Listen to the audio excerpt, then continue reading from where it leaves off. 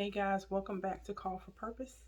Hope you guys are enjoying this lovely Friday evening. I am, so I'm hoping that you are as well. I hope this video finds you in perfect peace. So, we got more numbers today. So, why are you seeing the numbers 8, 811, and 828?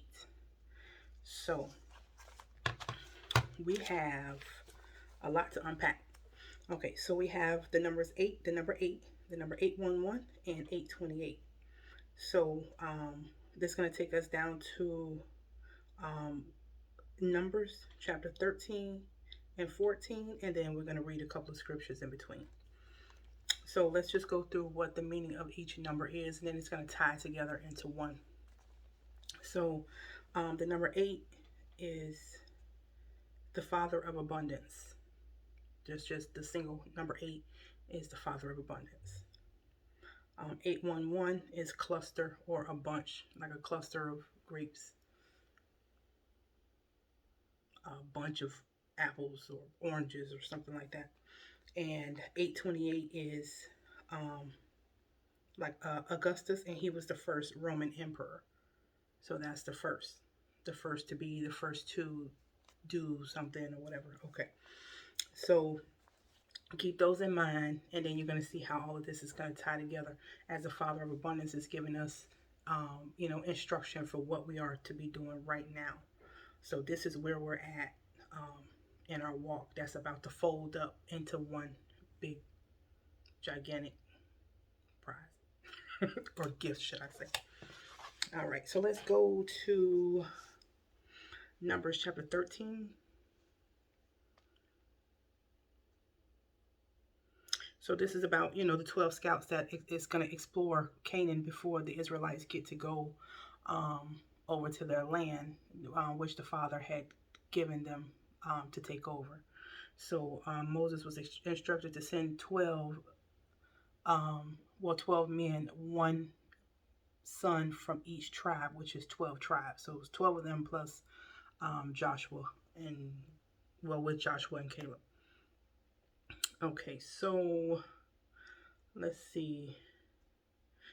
And that is, so they were supposed to, it was certain things that they were supposed to look to see to make sure that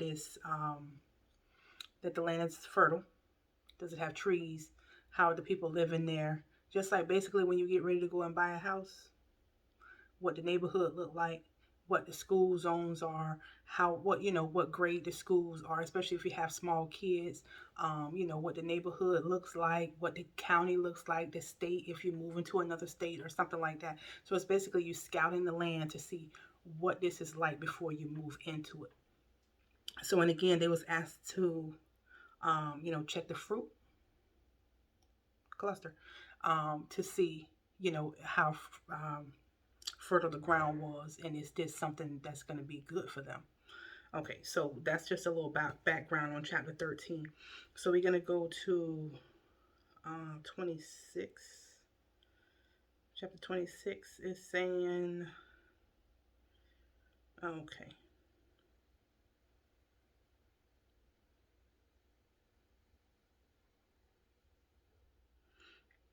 Okay, so they also brought back, okay, so 23. When they came to the valley of Escol, they cut down a branch with a single cluster of grapes, so large that it took two of them to carry it on a pole between them. So just imagine how many grapes that was. It's like a whole grapevine so that they can try the grapes and see, how fruitful this land is. Okay, so that place was called the Valley of Escol, means a cluster, because of the cluster of grapes the Israelite men cut down.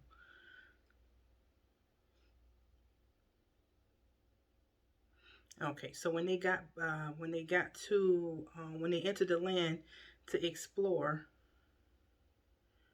27. This was a report to Moses. We entered the land you sent us to explore, and it is indeed a bountiful county, a land flowing with milk and honey. Here is the kind of fruit it produces. But the people living there are powerful, and the towns are large. So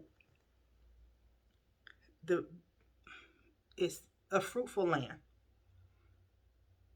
Um, Everything looks good. Everything lines up with what the promise, that the Father of abundance had already promised them. So everything looked good, and then now they're coming into um because there's other people there. They're enemies. So now they kind of like standoffish, like, nah, we can't go over here into this right here. But they're not thinking about the promise that God gave them and everything that God had already brought them through. So always remember to always have somebody on your team that's going to tell you what you need to hear. All of these people on your team that's, oh, okay, what you think we should do? If it's all going to be on you, you might as well just be a one-man show. You understand what I'm saying? All of the negatives and the naysayers and all of that stuff, just, God done split the whole Red Sea for you. I mean, if that is not enough to, for you to have faith, and you're talking about just a measly people and he done split the whole sea for you? All right. Anyway, so that was 27. And now let's go to,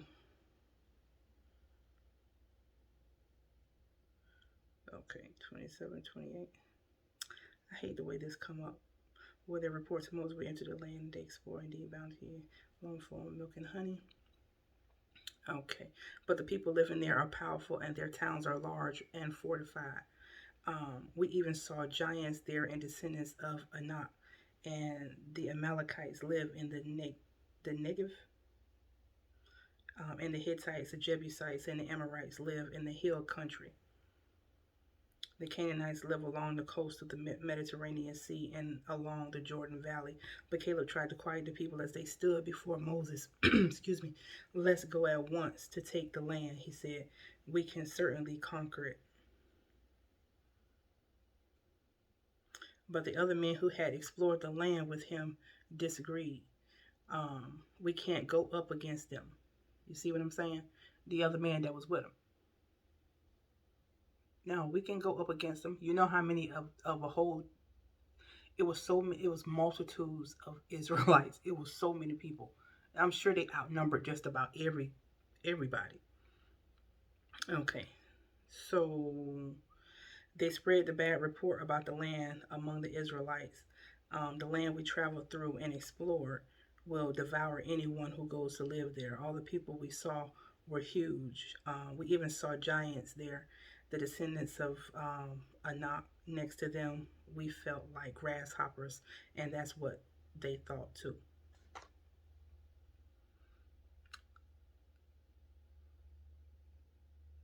Believing without seeing. Conquer your land. It's time to conquer the land. It don't matter what it looked like. It don't matter who's there or who was there before you. That's not your business. It's not your problem. It's theirs. Because if God said it's yours, then it's yours.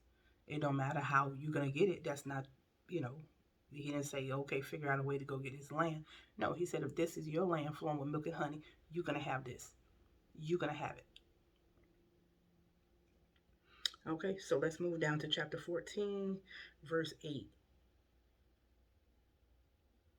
And if the Lord is pleased with us, he will bring us safely into that land and give it to us. It is a rich land flowing with milk and honey. Do not rebel against the Lord and don't be afraid of the people of the land. They are only helpless prey to us. They have no protection, but the Lord is with us. Do not be afraid of them. I told you how you some people on your team that's willing to either go to war with you or try to help you avoid war, but not just, I don't know. I don't know what you think we should do. I think you should get going, and I'm going this way, and you go that way. Drop the dead weight. It's not worth it in this season. It's not worth it in this season. You've been through too much. We've been through too much. We've got to drop the dead weight. And the people that can't see the vision, if they can't see the vision, then they really don't need to be on the team. It's just going to cause problems for you, and you're going to be going back and forth, hot and cold, because you got somebody over here telling you the right thing to do. Seek God, pray for the answer, yada yada yada, all of that good stuff, and then you got this one over here telling you to turn back because it's more comfortable there. It's not more comfortable for you there. It's comfortable for them because they can't see the vision.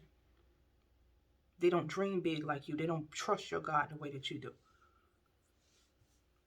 So it's time to just let that part go.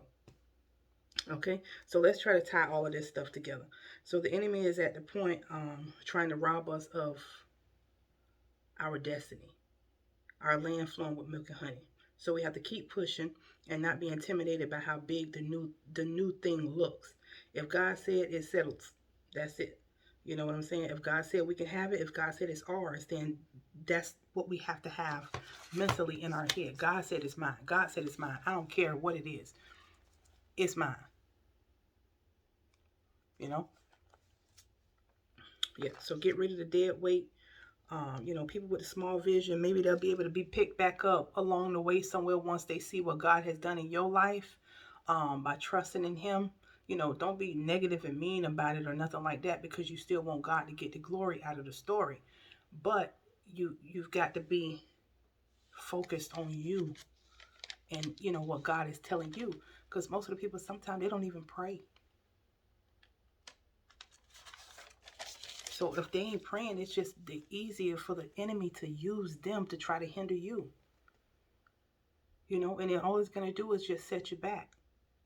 And we ain't got time for that. We done had enough setbacks. We ain't got that kind of time. We trying to move into our destinies, walk out our purpose and, win souls for the kingdom, because the enemy is not stopping. And we see the times that we're living in right now, and the enemy is not stopping, and we're not going to stop either. We're going to push through, and we're going to see this thing all the way through, so we can see all of the things that we've been hearing about God all of our lives. How big He is, how powerful He is, how big His glory is, the blessings, the abundance, the prosperity. It's time now. It's either now or never. You know? Why shouldn't you be blessed? Why shouldn't you be able to win souls? Why can't you do this? Why can't you do that? You know? It's time. Do not let anybody hinder you from your destiny. Okay? All right. So let's tie all of this stuff back up together. So we got the number 8, which is the father of abundance, 811, cluster, and then the first Roman emperor. So let's just see. So the father of abundance will be the father. The father said that it's time. Our fruit has ripened. Um, you're going to be the first, like the first Roman emperor. You're going to be the first in your family to be wealthy, the first in your family to buy a house, luxury vehicles, own property, own land, own um, vineyards and gardens and things like that.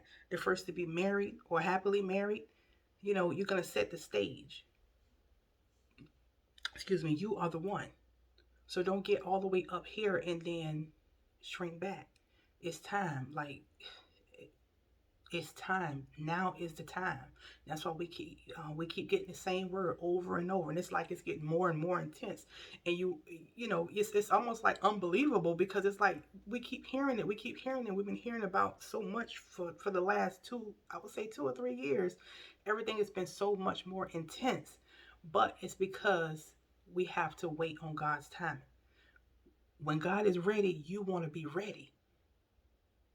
You don't want, oh man, I missed it. No, it's not worth it having to go and do all of this all over again if you even have time. We're about to go into a famine. I don't want to be on the left side of no famine. I like to eat. And I like to eat what I want to eat. I don't want to just eat. So yeah, so you're going to be the first to own. You're going to be the first to, and you know why? Because God can trust you with this. You were handpicked by the Father of abundance. And He know that you can be trusted with it. You could be trusted to help people. You could be trusted to lend to the poor. You can be trusted with, your heart is pure. Your heart is right. You know what I'm saying? But don't get this stuff and then forget God. You can't. You got to use this thing, for your own personal as well too, but to build the kingdom, to win souls, to show God, look what God did in my life. All I had to do was just surrender to God. All you got to do is surrender to God. You can have all of this too, but it's not about that. It's about God. Give them the message and then let God work on them. You know, maybe their walk might be a little bit different from yours. Maybe they have more strongholds than you have. Maybe their strongholds are different from yours. So their walk is going to look different. But your job is to encourage. We have to encourage each other, not tear each other down. It's so much of the tearing down, going down more than the building up. We got to build. We got to help build these people up, you know? So hold on, God is coming. He's coming. Everything is about to be released. You can. I mean, it's gonna hit so hard that you're not. It's gonna be unbelievable. But take a breath. Get in your private time with the Father. Lord, what is it that you want me to do? Show me what it is that you want me to do with my wealth. Show me what you want me to do, how you want me to help. Lord God, give me discernment, Lord. Don't, who to give to, who not, who to partner with, who not to partner with, what to give, what not to give, charities, things like that. You know, I'm sure by now at this point, God has given you some form of direction. If not, get into the secret place because He's given direction. Okay? So that's my message. Just know that, your land flowing with milk and honey, your, the houses, the cars, the keys, the everything is coming. But be ready. Don't wait until this to try to figure out what you're going to do, because y'all know how God works. He ain't waiting around. He wants you to be ready to do what you need to do for His kingdom, because the enemy is right there waiting for you to get this wealth transfer, and he's ready to transfer it back on out of your hand because you're not ready.